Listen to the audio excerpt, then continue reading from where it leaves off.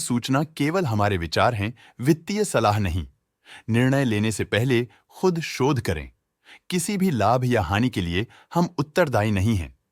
आज हम देख रहे हैं जुबिलेंट फार्मावा लिमिटेड के 2024-25 Q4 की standalone financial performance. Starting with the sales, पिछले क्वार्टर से सेल्स में 11% का इंक्रीज हुआ है, मगर कंपनी ने पिछले साल के मुकाबले 5.5% का सेल्स इंक्रीज रिपोर्ट किया। Expenses 3.5% quarter on quarter increase हो गए हैं, जो साल भर के -1% के डिक्लाइन के साथ अलाइन करता है। क्वार्टरली एक्सपेंसेस के कंपैरिजन में सेल्स इंक्रीज होना दिखाता है कंपनी ने अच्छा परफॉर्म किया। ईयरली कंपैरिजन दिखाता है कि कंपनी ने इस साल अपनी परफॉर्मेंस में सुधार किया है। ऑपरेटिंग प्रॉफिट, जो पिछले साल के कंपैरिजन में 113% अप हुआ है, क्वार्टर ऑन क्वार्टर अराउंड लगभग 1.5 गुना इंक्रीज हुआ है। Operating profit margin (OPM) annual basis पे 6% से इंक्रीज हुआ है और पिछले क्वार्टर के कंपैरिजन में 6.5% से इंक्रीज हुआ है। एक्सेप्शनल आइटम्स को ऐड करके अदर इनकम पिछले क्वार्टर के कंपैरिजन में -3% गिर गई, बावजूद इसकी ईयरली डिक्लाइन -64% हुई है।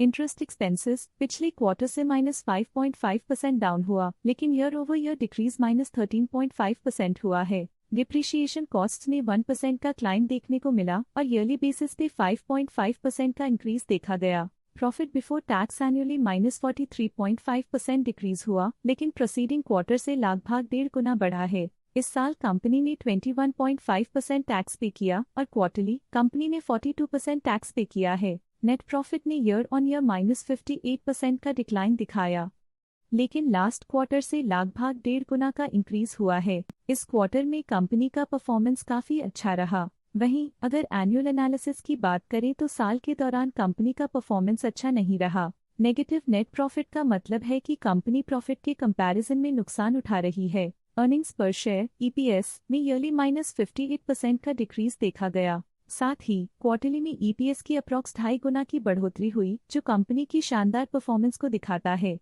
इस क्वार्टर में कंपनी का EPS काफी अच्छा रहा। जुबिलेंट फार्मावा लिमिटेड के फाइनेंशियल स्नैपशॉट को रिव्यू करते हुए कुछ मुख्य ट्रेंड्स सामने आए हैं, जो कंपनी की परफॉर्मेंस में रोशनी डालते हैं। मार्च 2022 से मार्च 2025 तक जुबिलेंट फार्मावा लिमिटेड की फाइनेंशियल जर्नी में सबसे पहले बात करते हैं सेल्स की। इस साल -5% की कमी के बावजूद पिछले 4 सालों में सेल्स में लगभग 7 गुना की वृद्धि हुई है। 3 साल पहले के बढ़ती हुई सेल्स के बाद पिछले 2 सालों से सेल्स गिर रही है, जो ग्रोथ मोमेंटम बनाए रखने में चुनौतियां दिखाता है। अब बात करते हैं एक्सपेंसेस की। इस साल एक्सपेंसेस -1.5% घट गए हैं, लेकिन 4 सालों में लगभग 7 गुना का इजाफा हुआ है। इस साल हालांकि एक्सपेंसेस सेल्स से थोड़ा ज्यादा बढ़े हैं, मगर ग्रोथ रेट्स का करीब होना स्टेडी ऑपरेशनल कॉस्ट को दर्शाता है। चैलेंजेस से गुजरते हुए ऑपरेटिंग प्रॉफिट ने इस साल -174.5% की डाउनटर्न देखी, जो एक ट्रेंड को कंटिन्यू करता है पिछले 4 सालों में -81.5% की डिक्लाइन के साथ।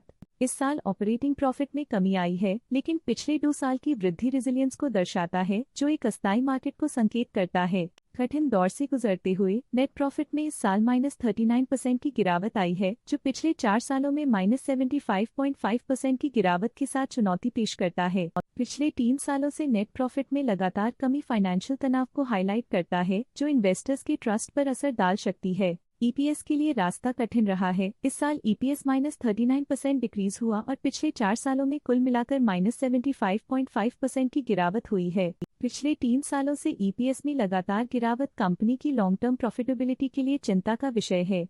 चलिए अब बात करते हैं शेयर होल्डिंग पैटर्न की। जुबिलेंट फार्मावा की शेयर होल्डिंग रिपोर्ट्स कुछ इस प्रकार की हैं, जो अननोन 2025 के तक चलता है। ये रिपोर्ट कंपनी के शेयर्स की डिटेल्ड जानकारी देता है, जिसमें promoters, promoter groups, foreign investors, public investors और सरकारी एंटिटीज शामिल हैं। पब्लिक हेल्थ शेयर्स का परसेंटेज 2024 के दिसंबर में 24.83% से 2025 के में 24.5% तक डिक्रीज हो गया। इस डिक्रीज से साफ है कि इस टाइम पीरियड में कंपनी में पब्लिक का हिस्सा डिक्रीज हुआ है।